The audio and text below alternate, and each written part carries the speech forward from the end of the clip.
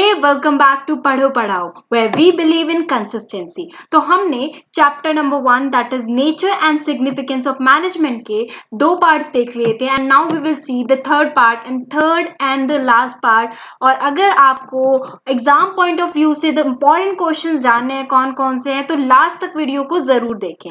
So let's get started और देखते हैं कि हम इस वीडियो में कौन कौन से कंटेंट कवर करने वाले हैं। तो कंटेंट में अब हमारे पास 3 टॉपिक्स बचे थे जो कि nature of management as art, science and profession, coordination and need and importance of coordination, जिसमें कि nature of management as art, science and profession से सबसे ज्यादा क्वेश्चंस बनते हैं। तो ये 3 टॉपिक्स रह गए, हम जल्दी जल्दी इनको भी कवर कर देते हैं। बहुत एक्सटेंशन में ये टॉपिक हमें कवर करने पड़ेंगे क्योंकि बहुत ज्यादा इंपॉर्टेंट टॉपिक्स हैं एज वेल एज इनसे क्वेश्चंस बनने के बहुत ज्यादा चांसेस है। So let's get started with our first topic. तो हमारा फर्स्ट टॉपिक क्या है? Nature of management as science, art and profession. सबसे पहले हम देखेंगे मैनेजमेंट एज साइंस, मतलब क्या मैनेजमेंट को हम साइंस से कंपेयर कर सकते हैं? Is management exactly science? जैसे साइंस वर्क करती है क्या मैनेजमेंट भी वैसे ही वर्क करती है? सो अब हम देखेंगे कि इसके एग्जाम्पल्स क्या क्या हैं, बेसिक फीचर्स क्या क्या हैं, और हम ट्राई करेंगे कि मैनेजमेंट एक साइंस है या नहीं है, उस पर ट्रायल बेसिस पे चेक करेंगे इफ यस और नॉट। और इससे पक्का से क्वेश्चन बनता है कि prove that management is science और prove that management is an inexact science. So let's get started with it. So science is a systematized body of knowledge that explains certain general rules and or laws। मैं आपको simply बता देती हूँ, हमें सबको पता है साइंस में इतने रूल्स और लॉज होते हैं, इस वजह से हम कॉमर्स वाले सारे के सारे साइंस छोड़ के बैठे हुए हैं, पर हमें बेसिक्स तो पता ही है। तो मैं आपको एग्जांपल बता देती हूँ, बहुत बेसिक एग्जांपल से स्टार्ट करी ताकि हम कॉमर्स वालों को इतना हेडेक लेने की कोई जरूरत है ही नहीं साइंस से related. So let's get started. तो H2O से बनता है वाटर, ये हमारा ट्रूथ है बिल्कुल ही। ये नहीं होगा कि आज H2O से वाटर बन रहा है तो कल को H2O से जूस बन जाएगा आपका, ऐसा कुछ नहीं होने वाला। वाटर बनेगा, दिस इज यूनिवर्सल ट्रूथ, सब मानते हैं। Is it if it is America, if it is Africa, any country, everyone believes that H2O makes water। same way occurrence of gravitational force, हम सबको पता है, सभी मानते हैं gravitational force एग्जिस्ट करता है। और हम सब बहुत ज्यादा पक चुके थे जो हमें 9th और 10th में ग्रेविटेशनल लॉज पढ़ाए जाते थे उससे भी। तो प्लीज याद रखिएगा, ये 2 एग्जाम्पल आप लिख सकते हैं, बहुत घिसे पिटे से हैं।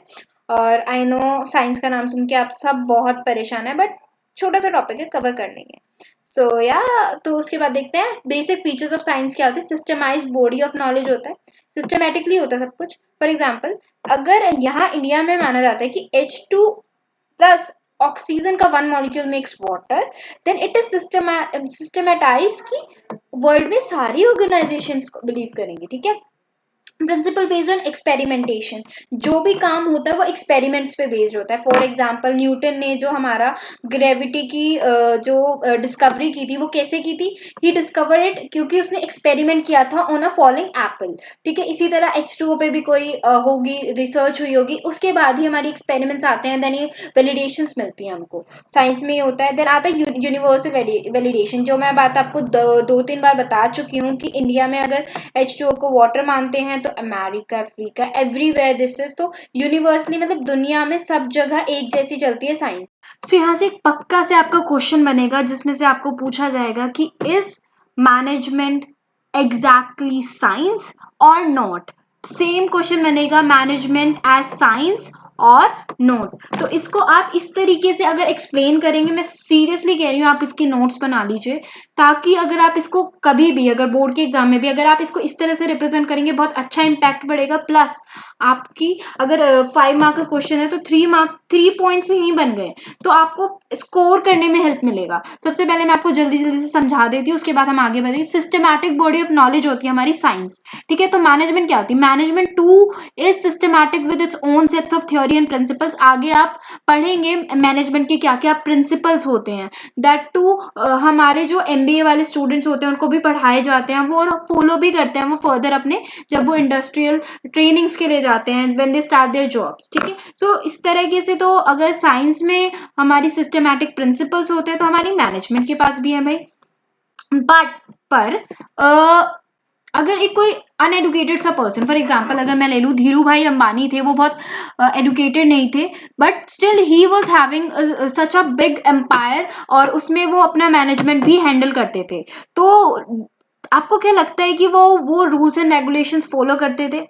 नहीं, उनके अपने रूल्स थे, अपना काम करने का एक अपना तरीका था। तो हम क्या कह सकते हैं, not always we follow the principle. But science में क्या होता है, प्रिंसिपल्स कुछ भी हो जाए, प्रिंसिपल हमेशा फॉलो किए जाते हैं। तो यहाँ पे हाँ भी और ना भी वाली सिचुएशन हो गई। इसका आंसर मैं आपको लास्ट में दूंगी। So principle based on experimentation, like हर चीज का एक एक्सपेरिमेंट होता है। लाइक दवाइयां हैं, फॉर एग्जांपल अगर कोविड की दवाई है, उस पर इतना एक्सपेरिमेंट क्यों चल रहा है, ताकि हमें कोई हार्म ना हो जाए, ठीक है। तो वो एक्सपेरिमेंटेशन चलता है, प्रिंसिपल्स निकलते हैं, वो एक्सपेरिमेंट पे निकलते हैं। तो अब मैनेजमेंट को देखते हैं, मैनेजमेंट में क्या होता है। लाइक साइंस मैनेजमेंट में principles are tried and tested, मतलब ये क्या कह रहे हैं, मैनेजमेंट में भी प्रिंसिपल क्या होते हैं, ट्राई किए जाते हैं एंड टेस्ट किए जाते हैं, ठीक है। सो मतलब फॉर एग्जांपल अगर मैं कहूँ आपको कि हमारे पास एक तरीका आता है आपका कि इस तरीके से अगर हम लेबर्स को वेज रेट बढ़ाएंगे तो हमारे को इफेक्टिवनेस हमारी जो बढ़ जाएगी लेबर्स की। तो ये उनका एक प्रिंसिपल है, उन्होंने ओवर टाइम ये रिसर्च किया। ओके, सो अगर हम एज नोट वाला देखें कि बिजनेस साइंस क्यों नहीं है, तो but science management has to, management को किसके साथ डील करना पड़ता है, ह्यूमन बींग्स के साथ डील करना पड़ता है। और ह्यूमन बींग्स के नेचर हमेशा चेंज होते रहते हैं। फॉर एग्जांपल मैंने ऊपर लेबर का एग्जांपल दिया कि लेबर की वेज रेट हमें बढ़ानी चाहिए पर ईयर, ठीक है। पर अब क्या होता है, अगर नेक्स्ट आने वाले कुछ टाइम पीरियड में लेबर स्टार्ट्स की हमें वेज की जगह सैलरी चाहिए, तो वो भी करना पड़ेगा, क्योंकि कंपनी को ग्रो करना है, कंपनी को ओवर टाइम मैनेज करना है, सर्वाइव करना है। तो दैट्स वाई मैनेजमेंट एग्जैक्टली फिर से क्या, साइंस नहीं है। एज में है, एज नॉट में नहीं है, ठीक है। Now universal validation, universal validation मतलब सारे संसार में, सारे वर्ल्ड में वही चीज चलती है, ठीक है। अगर मैं मैनेजमेंट को साइंस बताऊं तो प्रिंसिपल जो मैनेजमेंट के आप अगले चैप्टर्स में पढ़ेंगे तो उनमें भी आपको पता चलेगा कि वो सब लोग फॉलो करते हैं। बट अगर मैं एज नॉट बताऊं तो as not application varies from world, one part of the world to the other, सब अपने टाइप से अप्लाई करते हैं। फॉर एग्जाम्पल अगर इंडिया की बात करें तो हमारे यहाँ पे सोशल सिस्टम्स अलग हैं और every place having their own cultural rights, तो उसके अकॉर्डिंग हमारे प्रिंसिपल्स भी हम वैलिडेट करते हैं, चेंज करते हैं। तो यहाँ पे हमारा यूनिवर्सल वैलिडेशन है, यहाँ नहीं है। तो मैनेजमेंट साइंस है भी या नहीं भी, कंफ्यूजन हो रही है। तो इसका आंसर हम कैसे दें, हम क्या लिख के लाएं कि मैनेजमेंट साइंस है या नहीं लिख के आए।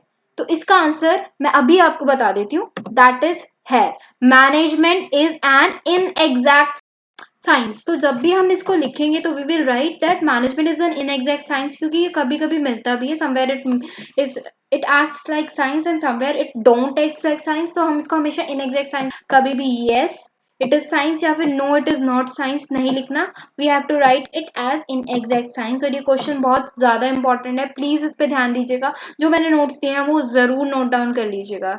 सो अगले टॉपिक्स पे चलते हैं। सो इसका नेक्स्ट पार्ट है मैनेजमेंट एज आर्ट। आर्ट क्या होती है, art is a skillful and personal application of existing knowledge of to achieve desired result. It can be acquired through study, observation and experience. For art form we need not to do any particular study. तो इन्होंने कहा है कि या तो आपके पास study हो सकती है पर्टिकुलर, कुछ बच्चे फॉर एग्जाम्पल हम यहाँ पेंटिंग का एग्जाम्पल लेते हैं, some student go to paint school और drawing school and they study the particular art there. But कुछ लोग क्या करते हैं, देख के सीख लेते हैं, और कुछ क्या करते हैं, बना बना के सीख लेते हैं। तो जरूरी नहीं है कोई पेंटर है तो they must be having some bachelors in that painting field. और जरूरी नहीं होता, आर्ट्स या तो स्टडी करके भी हो सकती है या हम ऑब्जर्व करके भी सीख सकते हैं, इवन थ्रू एक्सपीरियंस भी हो सकती है। अगर इसके फीचर्स की बात करें तो फीचर्स में क्या क्या आते हैं, एग्जिस्टेंस ऑफ थियोरिटिकल नॉलेज, थोड़ी बहुत थियोरिटिकल नॉलेज होनी चाहिए। अगर मैं पेंटर का ही एग्जाम्पल ले रही हूँ तो पेंटर के पास भी नॉलेज होती है कि हाँ इस टाइप के हमारे पास पेंटिंग होती है, 1 होती है, 2 होती है, इस स्टेट में ऐसी पेंटिंग चलती है, ये सब उनको पता होता है। लाइक स्टिल पेंटिंग होती है, then there is sceneries and etcetera. तो पर्सनलाइज एक्सपीरियंस होना बहुत जरूरी है। एक पेंटर अपना एक्सपीरियंस जब तक मतलब अपना टच नहीं देता ड्राइंग में, तो तब तक पेंटिंग एक आउट ऑफ द बॉक्स नहीं लगती हमको। Then based on continuous practice, yes जब हम कॉन्टिन्यूस प्रैक्टिस होती रहती है एक चीज की, तभी उसको हम आर्ट फॉर्म कहते हैं ना। हम तभी कहते हैं कि it is an art form, it you are an artist, ठीक है। तब तक नहीं कह सकते कि आपने एक दिन बनाया 2 दिन बनाया तो हम आपको आर्टिस्ट कहने लगे। No, it's a continuous practice. Then कहते हैं creativity. Creativity is a must thing in art form. Creativity मतलब नई नई चीजें लाना, नई नई चीजें ऐड करना। until and unless one artist is not adding the creativity, then उसका मतलब एक वो होता है कि एक चीज पर्टिकुलर रह जाती है, बोरिंग हो जाती है, ट्रेडिशनल हो जाती है, तो आर्ट फॉर्म चल नहीं पाती। तो क्रिएटिविटी बहुत ज्यादा मस्ट हो चुकी है। So now we are having management as art. पहले हमने क्या पढ़ा था, मैनेजमेंट साइंस है या नहीं है, ठीक है। तो उसको हम कैसे स्टडी करेंगे, सबसे पहले हमारा आ जाता है एग्जिस्टेंस ऑफ थ्योरेटिकल नॉलेज। ये वही है हमारा पर्टिकुलर जो मैंने बताया था ना कि फीचर्स, जो फीचर्स हैं उनको ही हमने बेसिस बना लिया, तो आपको याद करने में डिफिकल्टी नहीं होनी चाहिए, ठीक है। अब मैंने वहाँ पे एक आपको डेफिनेशन दी थी साइंस वाले में, इसमें मैंने नहीं दी क्योंकि मैं अपने पर्सनलाइज एक्सपीरियंस से आपको शेयर करना चाहती थी डायग्राम्स बना के। तो अगर आपको यहाँ की भी नोट्स चाहिए, वहाँ की भी नोट्स चाहिए, बट तो आप मेरे को इंस्टाग्राम पे कांटेक्ट कर सकते हैं, वहाँ पे फॉलो कीजिए। Do let me know if you want any notes, और मैं नोट्स के साथ पढ़ाऊँ या मैं आपको अपने पर्सनलाइज्ड वे में पढ़ाऊँ। So do let me know that, comment में बताइए। और वापस आ जाते हैं अपने टॉपिक पे। अगर आपको अच्छे मार्क्स स्कोर करने इस टॉपिक में, तो ऐसा टेबल जरूर बनाइए, ये किसी भी बुक में नहीं मिलेगा आपको। आई एम शेयरिंग यू कि आपके अच्छे नंबर आ जाए, ठीक है। तो सबसे पहले अगर हम बोले नॉलेज, थ्योरेटिकल नॉलेज होनी चाहिए, तो एमबीए सॉरी मैनेजमेंट वालों के पास क्या होती है, एमबीए होती है। एमबीए में क्या थ्योरेटिकल नॉलेज प्रोवाइड की जाती है, क्या की जाती है, थ्योरेटिकल नॉलेज इनको प्रोवाइड की जाती है। किनको, एमबीए वाले को। तो हम कह सकते हैं कि हमारी मैनेजमेंट क्या है, एक थ्योरेटिकल नॉलेज होती है, तो मैनेजमेंट भी क्या है, आर्ट है। बट अगर हम बात करूं कि एक पर्सन, एक बिजनेसमैन है, ही और शी बिजनेस वुमेन है या फिर कोई, तो ही और she is handling over their business to their son और डॉटर, तो in that case that son और daughter is not having any MBA और एनी थ्योरेटिकल नॉलेज, तो इस केस में क्या है, हमारी ये एमबीए मतलब ये हमारी आर्ट फॉर्म नहीं है ना। पर्सनलाइज एप्लीकेशन, एक मैनेजर, एक जो मैनेजर होता है वो हमेशा क्या करता है, अपनी पर्सनलाइज एप्लीकेशन करता है कि हाँ भाई ऐसे काम होगा, ऐसे काम नहीं होगा। तो in that case personalize experience है, तो यानी कि हमारी मैनेजमेंट क्या है, आर्ट फॉर्म है, ठीक है। नेक्स्ट अगर मैं बात करूं एज नॉट, तो पर्सनलाइज एक्सपीरियंस नहीं होता, एप्लीकेशन नहीं होता। अगर मैंने साइंस वाले में बताया था कि मैनेजमेंट कुछ सेट प्रिंसिपल्स पे वर्क करती है, कुछ सेट प्रिंसिपल्स पे वर्क करती है, ठीक है। तो वो प्रिंसिपल्स क्या होते हैं, पर्सनलाइज नहीं होते किसी के भी। तो अगर उस केस में देखा जाए तो हमारी मैनेजमेंट आर्ट नहीं है, ठीक है। Moving forward, based on continuous practice होती है, कॉन्टिन्यूस प्रैक्टिस होनी चाहिए। अब अगर मैं बात करूं कि कॉन्टिन्यूस प्रैक्टिस है, यस, एक मैनेजर आता है, एक पोस्ट से आगे बढ़ता जाता है, धीरे धीरे वो मैनेजमेंट में पहुंचता है, सुपरवाइजर से मैनेजमेंट, मैनेजर से सीईओ, तो यस एक कॉन्टिन्यूस प्रैक्टिस है। बट अगर मैं एमबीए की बात करूं, भाई एमबीए आते हैं, पढ़ते हैं और सीधा आके कहाँ बैठ जाते हैं, सीईओ की कुर्सी पे बैठ जाते हैं। और आजकल इसकी वजह से क्या होता है, बिजनेसेस में बहुत ज्यादा दिक्कतें आ जाती है कि भाई मैं इतनी एक्सपीरियंस हूँ, मेरे को सीईओ बनना चाहिए था, पर एक एमबीए आता है, सीईओ की पोस्ट पे बैठ जाता है, तो उस केस में एक कॉन्टिन्यूस प्रैक्टिस नहीं होती एक मैनेजमेंट के पास। तो इस केस में क्या हमारा आर्ट फॉर्म नहीं होता मैनेजमेंट। तो आप समझ रहे हैं ना कि येस होता है, नहीं होता है। तो इससे पता चल रहा है कि हमारा मैनेजमेंट क्या है, इन एग्जैक्ट आर्ट है। जैसे हमने साइंस का पढ़ा था, क्रिएटिविटी, कुछ केसेस में हमारी क्रिएटिविटी कितनी ज्यादा होती है कि ये प्रोडक्ट ऐसे बनेगा, मैनेजर करता है, बट कुछ केसेस में क्या होता है, हम ओल्ड प्रिंसिपल्स फॉलो करते रहते हैं, तो मैनेजमेंट इस हिसाब से क्या आर्ट नहीं होता, ठीक है। तो इसमें भी हम लास्ट में क्या कंक्लूज करने वाले, तो management is an inexact art form, okay. So now we gonna study management as profession. Profession क्या होता है, हमने क्लास 11th में पढ़ा था। प्रोफेशन होता है कि हमने एक स्टडी किया पर्टिकुलर टॉपिक्स पे, हमारे पास वहां से लाइसेंस मिला हुआ है और हम उस प्रोफेशन को फॉलो करने वाले हैं। एग्जाम्पल्स होते हैं डॉक्टर, डॉक्टर को कहाँ से मिलता है, एमबीबीएस के एसोसिएशन के उसके लाइसेंस होता है। सीए के पास आईसीएआई का लाइसेंस होता है। लॉयर के पास किसका लाइसेंस होता है, बार काउंसिल का लाइसेंस होता है। तो दे आर लाइसेंस पर्सन। तो well defined body of knowledge होती है इनके पास, पर्टिकुलर स्टडी करते हैं, स्टडी होती है, उसके बाद एग्जाम्स देते हैं, then only they are made a particular profession. Then अगर रिस्ट्रिक्टेड एंट्री की बात करो, रिस्ट्रिक्टेड एंट्री हम कैसे कह सकते हैं, कोई भी आके without any particular licensing can not sit as a CA और एन लॉयर। उन्हें एलएलबी चाहिए अगर they want to be a lawyer, and if they want to be a CA they have to clear the ICAI exams, okay. Then professional association होनी चाहिए, CA वालों को हमारे अपनी मेंबरशिप होनी चाहिए उनकी आईसीआई के साथ, ठीक है। लॉयर की किसके साथ होनी चाहिए, बार काउंसिल के साथ, इनकी प्रोफेशनल एसोसिएशन होती हैं। एथिकल कोड ऑफ कंडक्ट होती है, मतलब डॉक्टर्स एंड लॉयर्स के पास होती है कि आप इस तरीके से प्रैक्टिस करेंगे। अगर आपकी ये प्रैक्टिस वर्क नहीं होगा, आपने सुना भी होगा कि अगर आप इस तरीके से एथिकल वे में अच्छी तरीके से काम नहीं करेंगे तो आपका लाइसेंस क्या हो जाएगा, रद्द हो जाएगा। सर्विस मोटिव होना चाहिए। डॉक्टर का सर्विस मोटिव क्या होता है, किसी भी तरीके से पेशेंट की जान बचाना, किसी भी तरीके से पेशेंट की जान बचाना। लॉयर सर्विस मोटिव क्या होता है? To save their client from getting sued or something like that. CA का क्या होता है? To file their like different motives होते हैं, लाइक ऑडिटिंग होता है, टू फाइल द आइडियाज और एक्सेट्रा, मतलब अपने अकाउंट्स में हेल्प करना अपने क्लाइंट्स का. सो लेट्स सी कि अब हमने मैनेजमेंट एज प्रोफेशन देखना है, तो ये तो हमने प्रोफेशन पढ़ लिया. अब देखते हैं मैनेजमेंट प्रोफेशन है या फिर नहीं है. Let's see. तो मैंने यहाँ पे भी I made a chart. So chart का ध्यान रखिएगा, सब में चार्ट जरूर बना के. ये सबसे पहले well defined body of knowledge है, जिसके अंदर हम क्या पढ़ने वाले हैं कि एज होता है कि अगर मैं बताऊं कि मैनेजमेंट, अगर कोई बंदा एमबीए करके आया तो well defined body of knowledge है. Yes, it is having a well defined body of knowledge. But अगर वो सीधा, मैंने जैसे पिछली बार एग्जांपल दिया कि किसी ने इसको हैंड ओवर कर दिया है बिजनेस, लाइक फादर ने, मदर ने, तो यहाँ पे नहीं है, तो हमारा मैनेजमेंट क्या प्रोफेशन नहीं है. Then restricted entry. ठीक है, रिस्ट्रिक्टेड एंट्री की बात करूँ तो यस, कि कुछ एक्सपीरियंस होना चाहिए तभी हम आपको मैनेजमेंट में बिठाते हैं, एमबीए हो या फिर कुछ क्वालिफिकेशंस होती है. बट अगर एज नॉट की बात करें तो बहुत लोग होते हैं जो इवन 10th फेल होते हैं, they are sitting in the management. Yes, they are sitting in the management and they are doing well as well in the management. But तो इस केस में हम क्या कहेंगे, ये प्रोफेशन नहीं होता, हमारा मैनेजमेंट प्रोफेशन नहीं होता. अगर मैं प्रोफेशनल एसोसिएशन की बात करूँ तो अगर हाँ कहूँ तो मैं कहूँ कि हाँ, प्रोफेशनल एसोसिएशन थोड़ा बहुत होता है एमबीए का, पर पूरी तरीके से अगर कहूँ तो नहीं कहूंगी, क्योंकि कुछ लोग क्या होते हैं प्रोफेशनली एसोसिएट होते ही नहीं है, अपने फादर मदर का बिजनेस ऑपरेट कर रहे होते हैं. तो इस केस में क्या है, हम प्रोफेशन नहीं कह सकते मैनेजमेंट को. अगर एथिकल कोड की बात करें तो एथिकल कोड में क्या आता है, डू गुड. तो पर मैनेजमेंट में आजकल क्या होता है, जो किसी भी तरीके से प्रॉफिट हो रहा है ना अगर बिजनेस का, तो भाई कर लो काम. तो इस केस में हम क्या कहेंगे, एथिकल कोड बिल्कुल नहीं है. पर एमबीए क्या होता है, एमबीए जरूरी नहीं है, पर कुछ लोग, जरूर नहीं एमबीए ही ओनली, कुछ मैनेजर्स बहुत अच्छे से एथिक्स फॉलो करते हैं कि भाई लेबर्स का भी ध्यान रखना है और अपने वर्कर्स का भी ध्यान रखना अच्छे से. तो इस केस में हमारा क्या है, प्रोफेशन होता है. अब सर्विस मोटिव, इनका कुछ सर्विस मोटिव होता है, कुछ का होता है इनका सर्विस मोटिव होता है टू प्रोवाइड कस्टमर्स हेल्प, मतलब पूरे कस्टमर को सर्विस पहुंचाना. और कुछ का क्या होता है, सिर्फ प्रॉफिट मेकिंग होता है, सर्विस मोटिव नहीं होता. तो इस केस में क्या है, मैनेजमेंट प्रोफेशन नहीं है. तो इसी तरह मैंने आपको ये तीनों का समझा दिया है. इसमें भी आप कंक्लूजन में लिखेंगे कि management is N in exact profession और एग्जैक्टली प्रोफेशन नहीं होता है. तो ये तीनों क्वेश्चन आ सकते हैं, मे बी साइंस पूछ लें, आर्ट पूछ लें, प्रोफेशन पूछ लें. इनके फीचर्स याद कर लीजिए और एक बार ये वीडियो अच्छे से. तो हम आ गए कोऑर्डिनेशन पे. कोऑर्डिनेशन से सबसे पहले बोलते ही पता चलता है, बट जब भी आपका कोई भी क्वेश्चन आता है कोऑर्डिनेशन से related, that what is coordination या what do you mean by coordination and explain its features, why we need its importance, तो आपको हमेशा एक डेफिनेशन जरूर याद करनी है, वो जरूर लिखनी है. It gives a good impact to the reader कि या बच्चे को आता है. Coordination is the process by which activities of different departments are synchronized to ensure unity of action.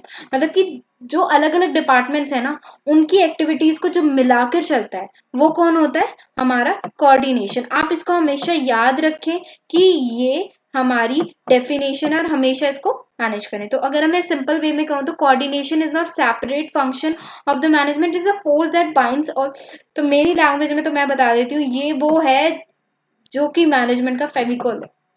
हाँ जी, मैनेजमेंट के डिफरेंट फंक्शंस पढ़े थे हमने अभी, जो कि हमने पार्ट 1 में पढ़े थे. प्लानिंग होता है और हमारा ऑर्गेनाइजिंग होता है, हमारा स्टाफिंग होता है, हमारा डायरेक्टिंग होता है. तो उन सबको जो कंट्रोल, मतलब फिर कंट्रोलिंग होता है, उन सबको जो बाइंड करके रखता है. सब फंक्शन को कोऑर्डिनेट करना भी तो जरूरी है. अगर कोई अलग काम करे, कोई अलग काम करे, तो कोई फायदा नहीं है उसका. तो इसी वजह से हमारे को एक फेविकॉल चाहिए था, जो कि हमारा कोऑर्डिनेशन है, कि सबको मिलजुल कर काम करना है. तो अब एक और एग्जाम्पल दे देती हूँ, आप ये जरूर लिख के आइए कि गार्लैंड क्या होती है, माला. गार्लैंड क्या होती है, माला. तो कोऑर्डिनेशन कैसा होता है, माले में धागे की तरह. ठीक है, माले में धागे की तरह. ये मोती क्या है, हमारे प्लानिंग है भाई, हमारा ऑर्गेनाइजिंग है, ये सब है. ठीक है, जैसे मैंने आपको यहाँ पे दिया हुआ है कोऑर्डिनेशन इन सबको क्या करता है, what do coordination do, planning, organizing, staffing, directing और कंट्रोलिंग को एक जगह लाता है. कैसे, जब हम मिलजुल कर काम करते हैं तभी हमारा काम पॉसिबल है. सबसे पहले प्लानिंग होनी चाहिए, प्लानिंग के अकॉर्डिंग फिर ऑर्गेनाइजिंग, फिर ऑर्गेनाइजिंग के अकॉर्डिंग स्टाफिंग, स्टाफिंग के अकॉर्डिंग डायरेक्टिंग एंड डायरेक्टिंग के अकॉर्डिंग कंट्रोलिंग, और फिर कंट्रोलिंग के हिसाब से पता चलता है प्लानिंग क्या करनी है. Okay, now let's see need and importance of coordination. I am sorry, यहाँ पे आप कोऑर्डिनेशन कर लीजिएगा. ठीक है, कोऑर्डिनेशन यहाँ पे आएगा. ओके, सो या तो सबसे पहले क्या है हमारा ग्रोथ इन साइज। जब भी हमारा बिजनेस बढ़ जाता है तो हमारी नीड ऑफ कोऑर्डिनेशन भी बढ़ जाती है। फॉर एग्जांपल आपके बिजनेस इज एक्सपेंडेड, ठीक है, आप गारमेंट में डील कर रहे हैं, पहले आप सिर्फ शर्ट्स बनाते थे, अब आप पैंट्स बनाते हैं, now you make trousers is well, ठीक है, तो आपने डिपार्टमेंट्स बांट रखे हैं, ठीक है। बट अगर आपको सेल करनी है तो you are selling through a particular department only, that's your sales department, ठीक है।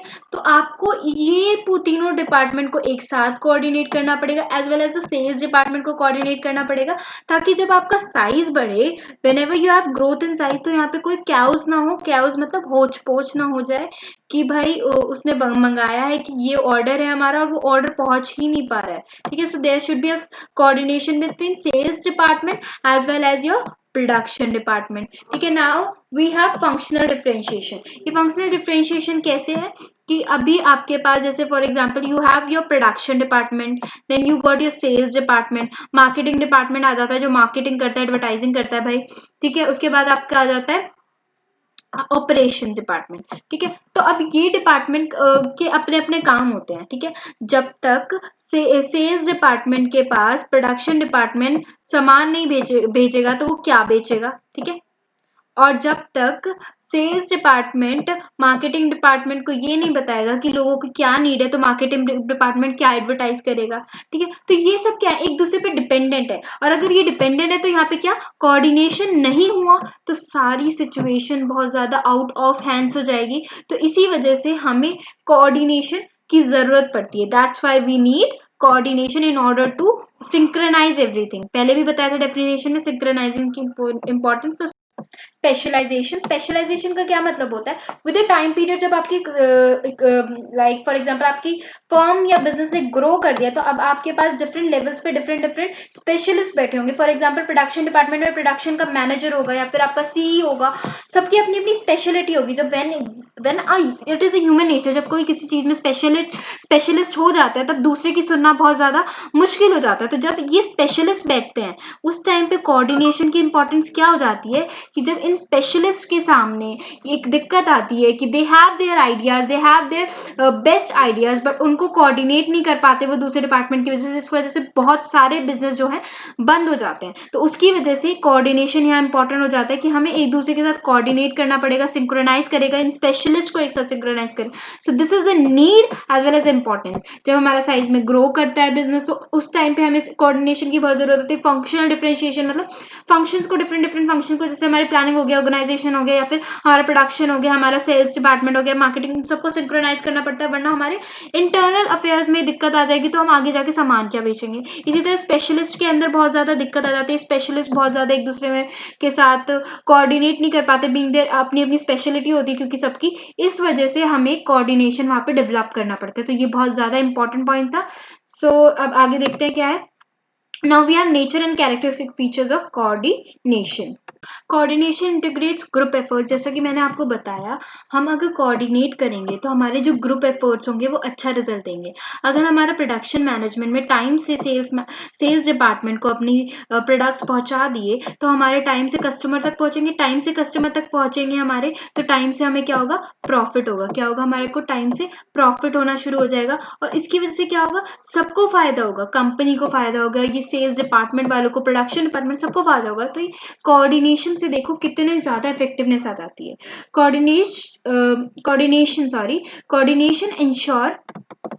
Coordination ensures unity of action. मतलब कि सिंपल बात है कि अगर यूनिटी ऑफ एक्शन मतलब हम एक ही दिशा में जाएंगे, ठीक है। ये नहीं कि प्रोडक्शन डिपार्टमेंट कह रहा है 4 तारीख को मैं माल दूंगा और सेल्स डिपार्टमेंट कह रहा है भाई कस्टमर ने कहा है 3 तारीख को देना है, तो ये क्या हो गया, एक इस दिशा में जा रहा है और एक इस दिशा में जा रहा है। तो यूनिटी क्या करते हैं, मतलब कोऑर्डिनेशन क्या करते हैं, जब इनके अंदर बातचीत अच्छे से हो जाती है कि हमें 3 तारीख तक सामान पहुंचाना है, तो प्रोडक्शन डिपार्टमेंट कहता है okay will try our best. तो ये क्या जा रहे हैं, एक यूनिटी बन गई इनकी, and they will go in a single direction only. तो उसके बाद coordination is a continuous process. Coordination ये नहीं कि भाई आज बिजनेस स्टार्ट हुआ तो बस आज करेंगे, कॉन्टिन्यूअस है, हमेशा कोऑर्डिनेट करना पड़ेगा। जब तक हमारा ग्रुप कोऑर्डिनेट नहीं करेगा, भाई ये तो हमारे स्कूल प्रोजेक्ट्स में भी होता था, एक बंदा कोऑर्डिनेट नहीं करता था तो ग्रुप का सारा प्रोजेक्ट खराब खराब हो जाता था। तो यस, तो ये कॉन्टिन्यूस प्रोसेस है, हमेशा करते रहना। ऑल पर वैसे मतलब हर लेवल पे चाहिए। अगर ये मैंने आपको मिडिल लेवल पे बताया, प्रोडक्शन डिपार्टमेंट में, सेल्स डिपार्टमेंट में, इसी तरह अगर सीई हो गया, एमडी हो गया, इनके बीच में अगर हमारी ये कह देते हैं ना कि कॉन्फ्लिक्ट स्टार्ट हो जाती है, ये बिजनेस न्यूज़ में भी बहुत ज़्यादा आता है। अगर बिजनेस न्यूज़ चेक करनी है ना, तो मेरा इंस्टाग्राम चैनल प्लीज चेक कर लीजिएगा। मैं वहाँ पे बिजनेस न्यूज़ बहुत अपडेट करती रहती हूँ, वहाँ पे आपको नॉलेज बनी रहेगी। सो वापस आते हैं अपने टॉपिक पे।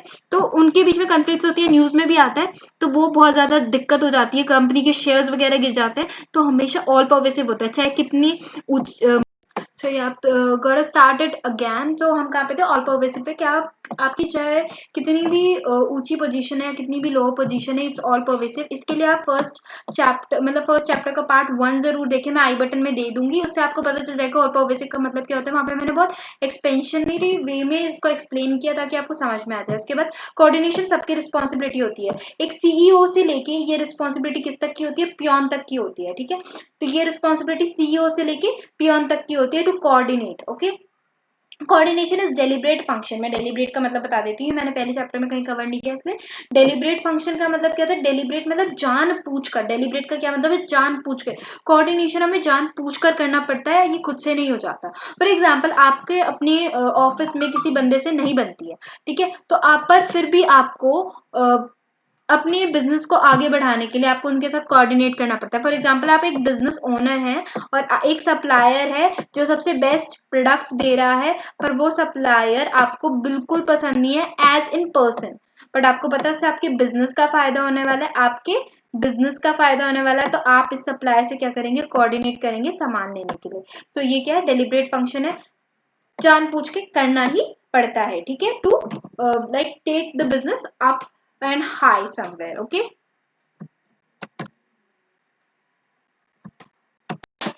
so this was it for today. I'm sorry, ये वीडियो एक वीक लेट आ रही है because I was having some health issues. But remember, Padho Padhao believes in consistency and be consistent. और हाँ, हमें इंस्टाग्राम पे भी फॉलो कर सकते हैं, मैं आपको डिस्क्रिप्शन में लिंक दे दूंगी मेरे इंस्टाग्राम पर। वहाँ पे मैं रील्स बनाती हूँ जिसके अंदर आप business news as well as new words business से रिलेटेड सीख सकते हैं, जो कि आपके आगे कॉम्पिटेटिव एग्जाम्स में हेल्प कर सकते हैं। प्लीज़ मुझे कमेंट करके बताइए आपको वीडियो कैसी लगी। And second thing, I am thinking to make a video on what after 12th class, क्योंकि आपकी 12th बहुत जल्दी खत्म होने वाली है and you have to decide आपको क्या करना है 12th के बाद। सो मेरे को कमेंट करके बताइए, should I make a video on that और should I start the next chapter. And इस बार मैं अकाउंट स्टार्ट करने के बारे में सोच रही हूँ। सो प्लीज़ कमेंट कीजिए और इस वीडियो को लाइक कीजिए, शेयर कीजिए। Thank you for watching Padho Padhao and do subscribe our channel. Bye.